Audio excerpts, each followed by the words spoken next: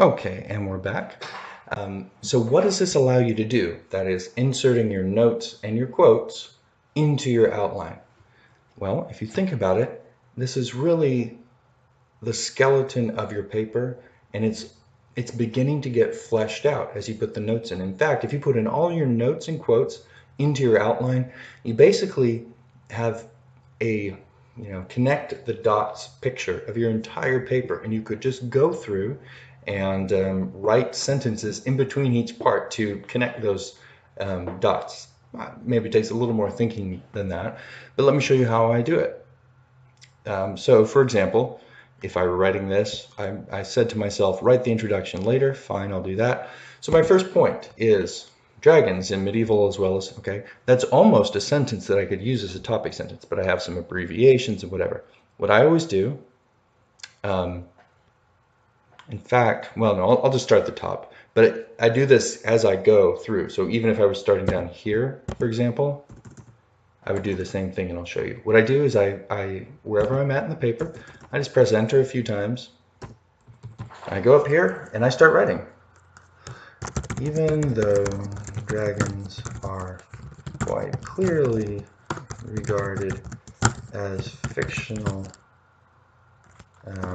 non-scientifically corroborated entities in modern times, the writers of both medieval myth and 20 and 21st century fantasy regard them as more than merely symbolic. I don't need to read out loud while I'm typing, do I? Figures.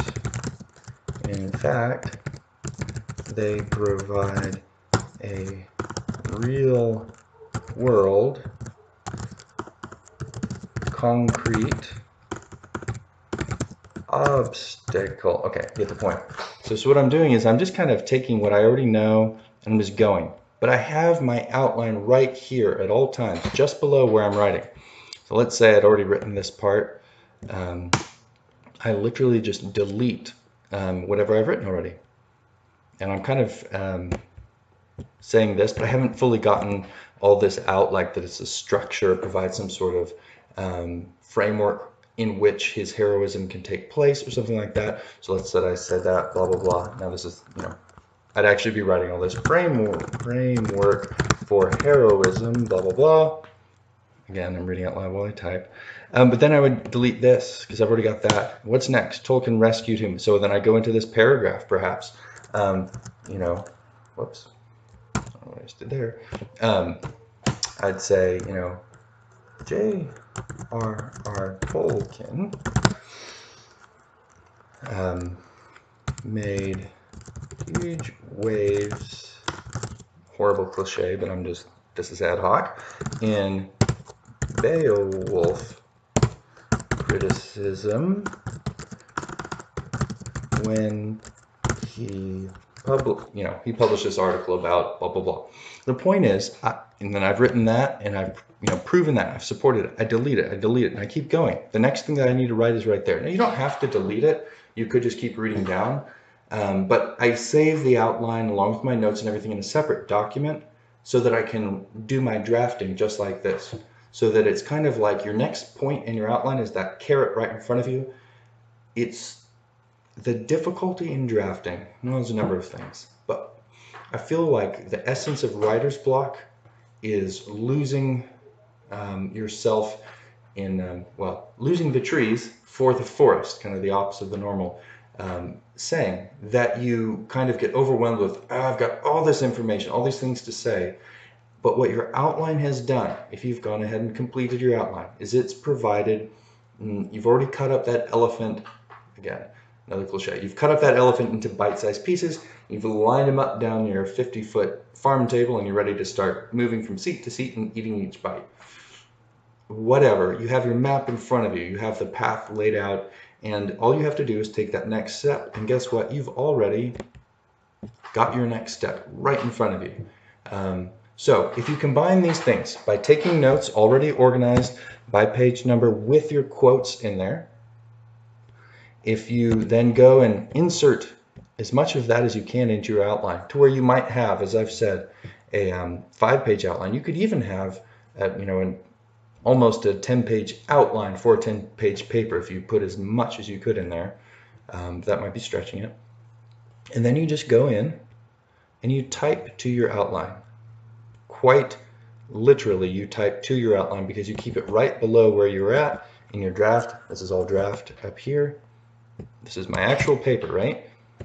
And of course you can, I normally do this. I didn't want to slow down. You can go and, any typos, just fix those. This is your draft up here. And then, as you go and you delete this, you can go back and revise, check your outline, go back and check facts. It doesn't eliminate all busy work or all redundancy, but this is writing a paper in its most elemental form, in my opinion. At least writing a research paper where you can't have everything in your head. You can't just get inspiration and have, even read everything and then start typing, because you have to cite what you've said. You have to provide the page number and the author for any quote. You have to give credit to anybody whose ideas you've referenced or used. And so this isn't like the sort of thing that you can just get in your head and spew it out. Instead, if you have this framework for yourself, then you can just go and paint in each section, and then pretty soon you'll look up and, wow, I've written 7 pages, and all I have to do is kind of do my introduction and then tie it all up at the end, give it a breather, and come back. Okay, one more pause, and in our last 3 minutes, or 2 minutes and 50 seconds or so, I'll just give a couple more almost psychological tips, but these are just freebie tips. I'm leaving behind the outline draft note process now. Okay, a couple things. This might not work for you. One thing I like to do is write it, my draft that is, write it in single space. It does 2 things. One, you can see much more of your paper on one page, and so you kind of can see where you're at in your journey. And also, I like to think of, one single page space. It's a decent amount of text, but that could be 1/4 of your paper if you think about it. And you can see 1/4 of your paper, like 2 major points or 1 major point and 3 subpoints, and you've written it all out there. And if you write emails or do something like that, you have a better idea in your head of, here's what one single spaced page would cover, or 1/2 of a page. All that to say, then you get to 4 pages, select all, double space, boom, you're at 8.5 pages or whatever, and you've written enough. Another thing to do, if you can, and again, this isn't the time for it, but if you if you have something important to write that you're going to publish or use for something big, if you can, finish it more than a day ahead of time. Because something that's really good to do, and my grandmother, may she rest in peace, first gave me this writing tip when I was like in 2nd grade. I'd written a little novel, right? Is get it out of your mind. She said, leave it for 2 weeks. Don't look at it. Try not to think about it, whatever you've written, and then go back and you'll see it with truly fresh eyes. Now, you won't have, of course, 2 weeks. If you can get 24 hours, if you could finish your draft by Thursday night or Thursday and then try to pick it up at lunchtime on Friday, you'll have fresh eyes, you'll see typos, but you'll be able to do that kind of very satisfying, just smoothing over some rough parts and feeling great about it. I already talked about the drafting process is hard. It literally should just feel like I've got to vomit this out. Sometimes it'll be satisfying if you're just cruising along. Don't worry if it's hard, just get it out. A final thing is read your work out loud to yourself. Find somewhere where you can read it out loud.